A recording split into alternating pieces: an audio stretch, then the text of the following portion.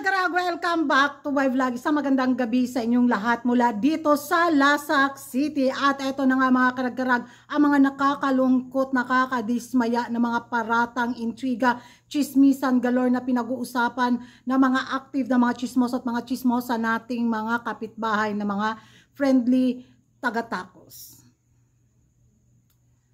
Hindi ko alam kung saan sila humugot ng bitaw, ng paratang na galit daw tayo dahil wala daw suportang natanggap si Ima Tiglaw after niyang manalo sa Miss Grand International 2025. Kalma lang ako mga karagaraga. I'm very calm for today's chismis. Na dahil nga doon sa pa-live ceiling ni Maring Ima natin na kung saan pinagtatawanan talaga nila ng todo na ito daw yung ipinagmamalaki ng Pilipinas na makurunahan sa Miss Grand International 2025, tapos nagbebenta lang daw ng mga produkto ni Uncle, Queen of Sales Lady. Kalma lang ako ha. Kalma lang kuragan. Relax. Galit tayo daw kasi kalma lang din.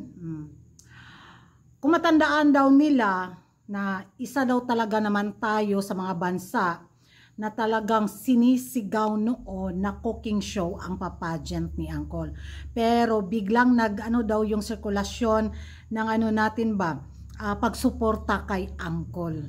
After daw maibigay kay CJ yung corona. Kalma lang, kalma. So, kung dati daw galit tayo kay Uncle, tapos ngayon para daw sunod-sunuran na lang daw tayo kay Uncle. Kalma mga karaggarag.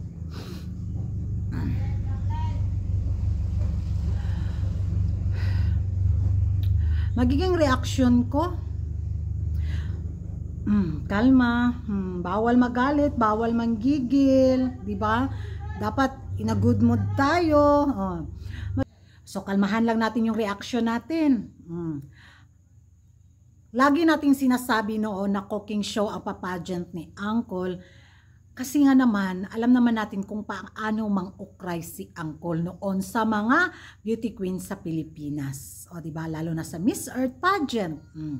Tapos yung mga kandidatang naligwak gano'n sa pageant niya na inuukray niya, yung mga previous na mga beauty queen, inuukray niya. Gano'n lang din yung gigil na mga beauty pageant lovers sa naging mga aksyon na ginawa ni Uncle. At tayo din noon, kung matandaan din natin, hindi natin tanggap pa kung ano ang Miss Grand International pageant, di ba? Kalma. Na hindi natin makuha yung timpla na hinahanap ni Uncle sa isang kandidata. Nagpapadala tayo ng mga kandidata pero para sa kanya may kulang, which is hindi niya talaga makita yung kompletong package ng isang Pinay beauty queen na hinahanap niya sa kanyang pageant. Kaya laging giligwak sa corona yung mga kandidata natin kasi may kulang sa mga pinapadala natin. O, di ba? So, yun lang talaga yung expectation natin noon, yung suporta natin noon na pinupush talaga natin, ginugol talaga natin sa papageant ni Uncle pero hindi niya binigay sa ating corona. Hanggang, kalma, nagsawa tayo. Hanggang bumitaw tayo na ay okay na. Okay kami kahit hindi kami makasungkit ng corona. Okay lang kahit hindi ibigay ni Uncle. Natanggap natin kung ano yung pageant ni Uncle. Manalo man tayo sa corona o hindi, wala na tayong pake. Di ba? Kalmahan. Tapos, sila nanibago sa atin. Ganun yung eksena. Kasi dati, gigil na gigil tayo tapos bigla tayong kalma. Kaya para sa kanila is anyari sa pins. Di ba? Kaya napa-question mark sila. Ay, pastilan. Ang nangyari kasi ngayon, sila na naman yung gigil, tayo na naman yung kalmado. Kung noon sila yung kalmado dahil lagi silang nananalo, tayo yung gigil, ay ngayon nag-iba na ang ihip ng hangin. Kahit manalo tayo hanggang sa mga kumuhay pa tayo na after 20 decades, makakuronahan ulit yung kandidata natin, wala na tayong paki. Ini-enjoy na lang natin yung production, ini-enjoy na lang natin yung show dahil kalmado na ang mga taga-pins. Sila na naman yung ngayon ang na-stress. Di ba? Ganon lang yan.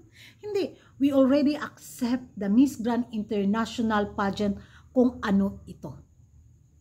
Kung dog show yung papageant ni Uncle, wala. Kita nyo sa butuhan, wala lang. Kaya kung ma-stress kayo sa taga-pins, nako, problema nyo na yan mga friendly neighborhood na mga Latinos fans. Ma-stress kayo hanggang matapos ang Reni Maring Ima. So, see you next year na naman. Huwag na kayong humugot pa ng humugot. Dahil nako, meron pang Miss Universe, baka atakihin na kayo sa high blood niyan sa taga-pins. Ewan ko sa inyo mga karag-karag kung ano yung magiging reaction nyo dito nga na galit daw tayo dahil hindi daw sinuportaran si Maring Ima sa kanyang pagkapanalo sa Miss Grand International sa kanyang pa-live ceiling. At bakit daw naging kalmado na dati sinisigaw natin na cooking show ang Miss Grand International? Comment down below with kalma. Okay? Dapat relax tayo. Tapos na tayo sa gigil. Ganon. Pero muna biyapod sa ginhawa na ako nga di ko masuko. Yung yung pinipigilan ko yung sarili ko ba na hindi magalit basta paggawa ng reaction na to dahil kailangan nating maging kalma. Hashtag kalma for today's chismisan. Ganon! Kalamidyo, pangkusiyan sa mga bugan sa mga taga-takos. Ay, ambot lang jud, ambot lang. Thank you for watching mga karag-karag. Kung hindi ka pa nakapag-subscribe sa YouTube channel ko, don't forget to like and subscribe Kuragan Karag and hit the notification bell para updated kayo sa mga latest kaganapan at latest chika sa mundo ng beauty pageant. And thank you for watching. See you in my next vlog. Good night, everyone. Bye-bye.